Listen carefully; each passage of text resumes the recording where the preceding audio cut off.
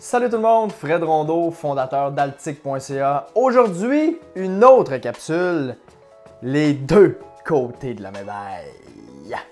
Donc aujourd'hui, notre question qu'on se pose, une question qui revient très souvent, surtout actuellement avec les taux d'intérêt qui augmentent depuis les dernières années. Rembourser son hypothèque ou investir?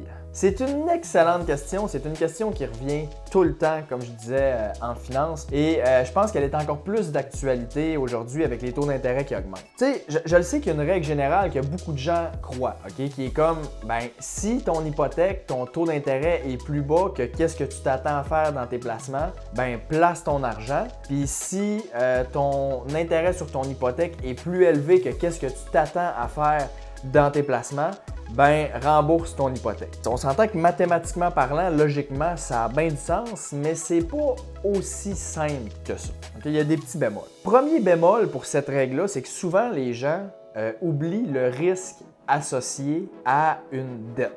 Donc là, dans ce cas-ci, c'est une hypothèque. Même si ce n'est pas très risqué dans la plupart des cas, reste qu'il y a un emprunt, donc il y a quand même un risque qui est là. Donc, quand on fait un comparatif, mettons que tu compares deux fonds communs de placement, par exemple, tu vas toujours comparer le bêta, donc le risque des deux fonds communs de placement, pour voir si au même résultat, tu en as un qui est 2 fois plus risqué, ben tu vas peut-être prendre lui qui est moins risqué si tu arrives au même résultat. T'sais. Fait que là, c'est pour ça que le bêta, quand on compare, mettons, avec un immeuble ou une maison, une hypothèque, on ne calcule pas le risque que cette hypothèque-là peut amener dans notre vie financière. Puis ça, je pense que c'est une petite erreur que des fois, ça pourrait être bien de ne pas oublier que quand il y a un emprunt, il y a un risque, il faut toujours s'en rappeler. Parce que si, par exemple, ton hypothèque est à 5 % puis tu t'attends à ce que tes placements te rapportent 6-7, mettons, ben les gens vont dire « Ah, ben je vais placer mon argent à 6-7, ça va me rapporter plus. » Sauf que tu vas peut-être faire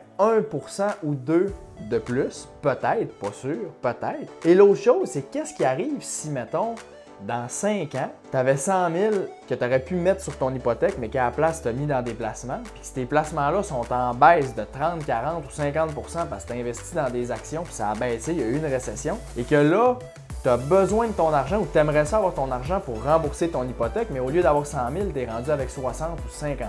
Puis là, ben, ton hypothèque, elle n'a pas diminué au même rythme parce que tu n'as pas mis d'argent dessus. Le 100 000, tu ne l'as pas mis, puis tu es encore endetté pas mal. Fait que là, tu ne pourras pas prendre cet argent-là pour rembourser ton hypothèque. Ben, tu pourrais, mais tu vas réaliser une grosse perte de 40 ou 50 %. Donc, ce ne serait pas l'idéal. Tandis que si tu avais payé ta maison il y a 5 ans, et que ta maison serait rendue, mettons, à 100 000 de moins sur ton hypothèque, ben, tu aurais fait un 5 % garanti et après ça, tu pourrais investir plus d'argent dans tes placements à partir des années subséquentes. Moi, je suis un petit peu plus l'école de penser que tu es mieux de rembourser tes dettes avant et d'investir par la suite parce que le fait que tu n'as plus d'hypothèque, mettons que tu finis de clencher ton hypothèque, ben le paiement d'hypothèque, si tu le pognes puis tu le mets en épargne à chaque mois, ça va te permettre d'accumuler de l'argent quand même assez rapidement parce que si ton hypothèque te coûte 1 500 par mois ou 2 000 par mois, peu importe, ben c'est du 18, 20, 25 000 par année que tu es capable de mettre dans des placements à partir de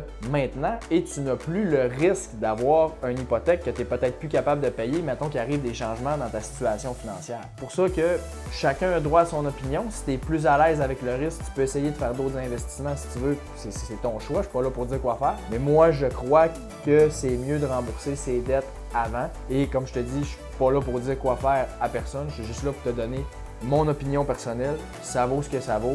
Ça vaut pas plus que la tienne, mais c'est ce que je crois. Donc sur ce, j'aimerais ça savoir, encore une fois, si tu es d'accord, pas d'accord. Tu peux me dire ça dans les commentaires, c'est toujours intéressant à lire. Puis on se revoit dans la prochaine vidéo pour une autre capsule, les deux côtés de la médaille. Salut!